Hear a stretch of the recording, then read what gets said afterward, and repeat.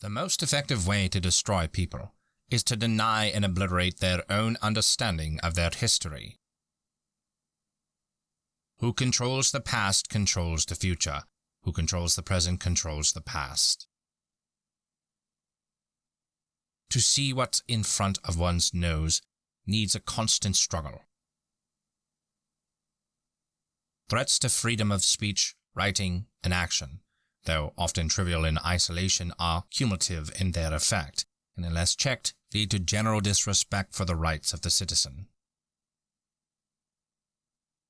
Each generation imagines itself to be more intelligent than the one that went before it, and wiser than the one that comes after it. This is an illusion. Being in a minority, even in a minority of one, did not make you mad. There was a truth, and there was an untruth, and if you clung to the truth even against the whole world, you were not mad. If you want a picture of the future, imagine a boot stamping on a human face forever. Power is in tearing human minds to pieces and putting them together again in new shapes of your own choosing. A society becomes totalitarian when its structure becomes flagrantly artificial. That is when its ruling class has lost its function, but succeeds in clinging to power by force or fraud. Power is not a means, it is an end. One does not establish a dictatorship in order to safeguard a revolution. One makes the revolution in order to establish the dictatorship. Looking at the world as a whole, the drift for many decades has been not towards anarchy, but towards the reimposition of slavery.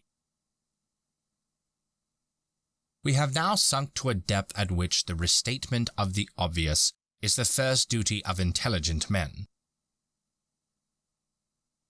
It is not possible for any thinking person to live in such a society as our own without wanting to change it. The existing social order is a swindle, and its cherished beliefs mostly delusions. A world in which it is wrong to murder an individual civilian and right to drop 1,000 tons of high explosive on a residential area sometimes makes me wonder whether this Earth of ours is not a loony bin made use of by some other planet. The really frightening thing about totalitarianism is not that it commits atrocities, but that it attacks the concept of objective truth. It claims to control the past as well as the future.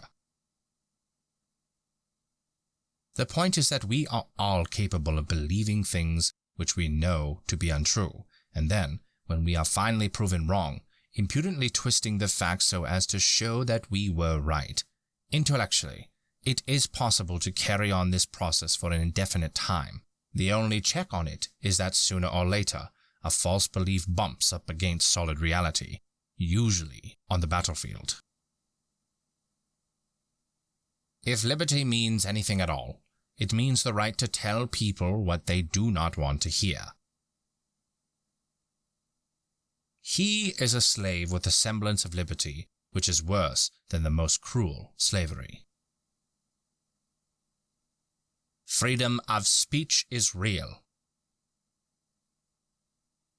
No one can get up much enthusiasm for a government which puts you in jail if you open your mouth.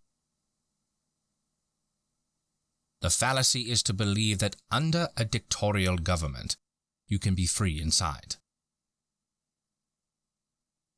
Doublethink means the power of holding two contradictory beliefs in one's mind simultaneously and accepting both of them.